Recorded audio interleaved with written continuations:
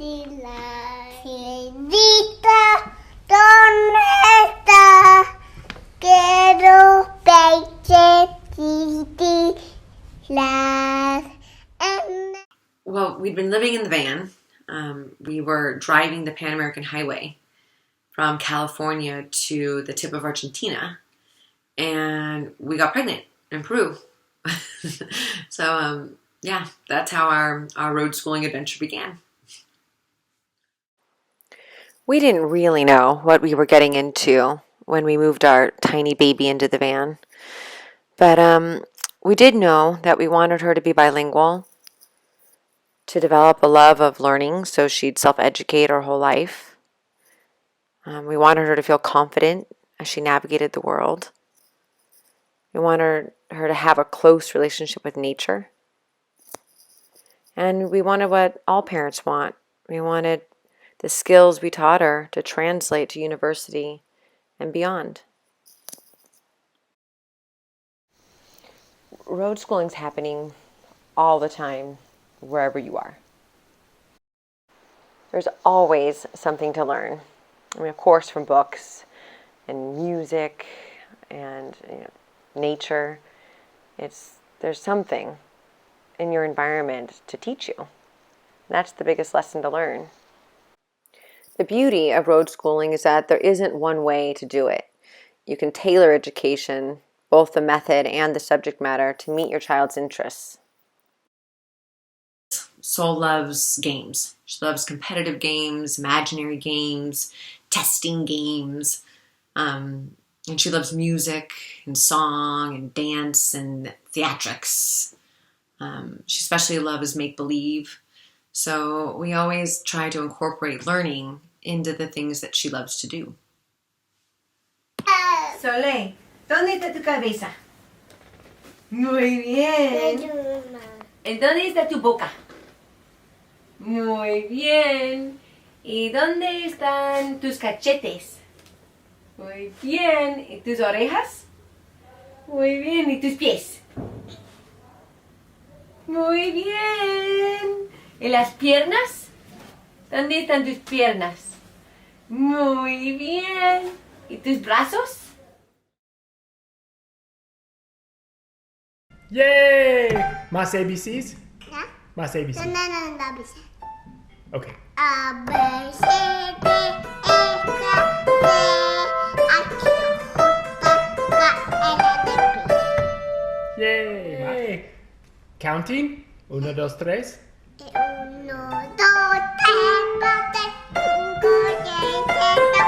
6, 7, 8, 9, 10. Yay! In English? Yeah. Count. And then In English, counting. 1, 2, 3. 1, 2, 3, 4, 5, 6, 7, 8, 9, 10. Yay! Whee! So good.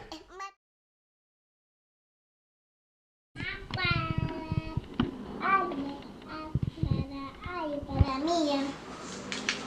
B para bebé, para bebé, para banana, para hora, para barco, para bebé. ¿El siguiente? 6. Para cuatro, para When Sol turned 3, we decided to tackle some of the more traditional subjects like reading, writing, and arithmetic, but I still wanted it to be really fun for her.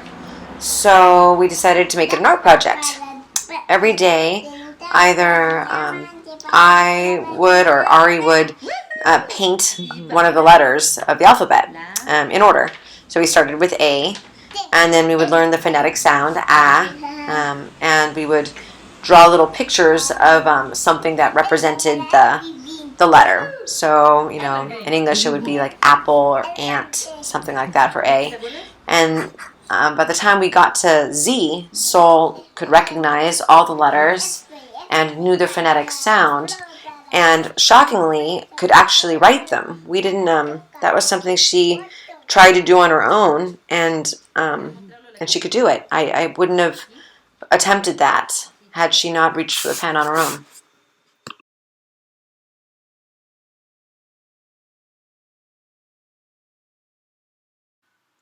The process was such a success that we repeated it with numbers 1 through 20, and we continued to practice the alphabet every day. And it wasn't long before she was able to start sounding out some words.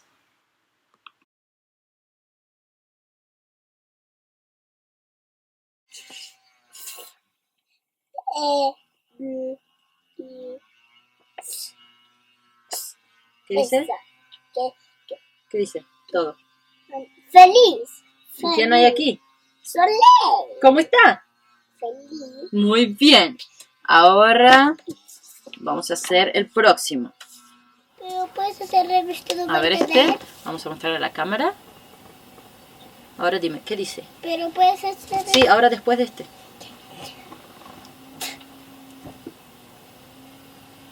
Tú sabes. Y.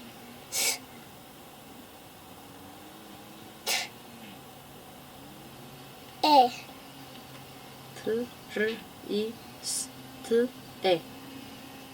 Triste. Está triste. Entonces, ¿qué vamos a hacerle? Una triste. Una cara triste. ¿Y cómo es una cara triste? Tiene la cara. Vamos a mostrarle. Está triste. ¿Y cómo es nuestra cara triste? Vení. Aquí, así. Ahora un besito. Ahora estoy feliz. ¿Cuál está feliz? ¿Dónde está feliz? Ahora estamos felices. Mira, ahora sonríe, sonríe.